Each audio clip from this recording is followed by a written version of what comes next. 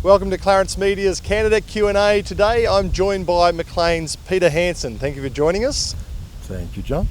Now, just quickly tell us why you've decided to run for council.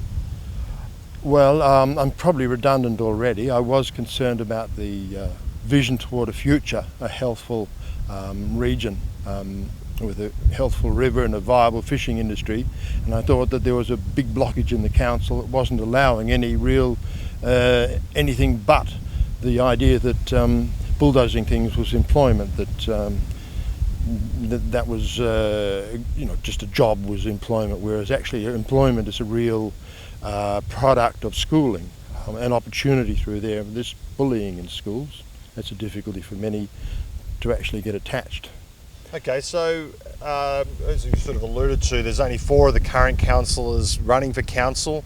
Perhaps some of the ones that are not running were very pro-development. You're very much going to be taking an environmental type of a stance? It's not that I'm anti-development. There's a peculiarity in development that says it's clear felling everything and putting houses in there to the vast spread. And there's a type of development which enjoys a community aspect, a closeness of friendship, and perhaps smaller vehicles consequently. Okay, and so you have a real affinity with the water.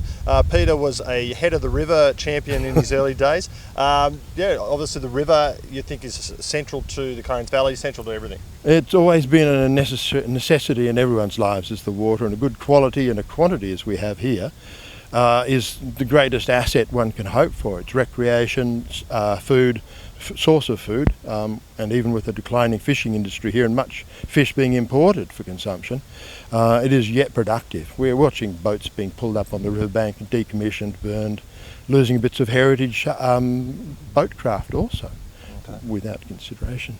And you're concerned about logging developments upstream? Well, the logging is an enormous impact on the quality of the water.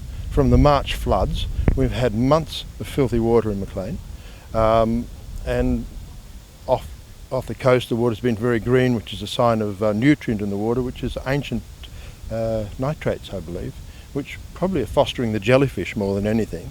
And it is the jellyfish are overrunning the fish generally because we're overfishing. Okay, and so drinking water is a source of contention in the Lower Clarence in particular. You think that's contributing to that issue?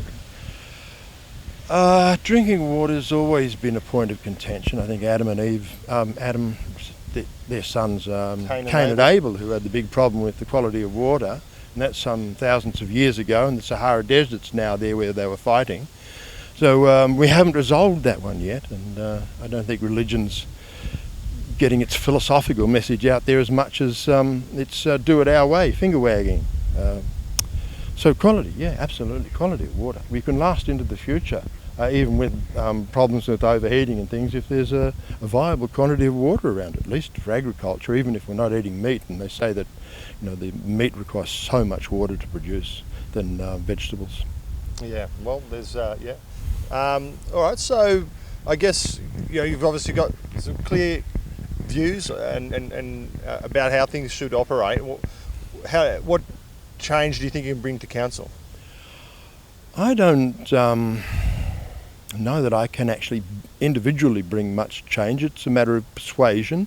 You have in such situations as the educated man, the resources that you have reached through as you have become educated, which you're referencing.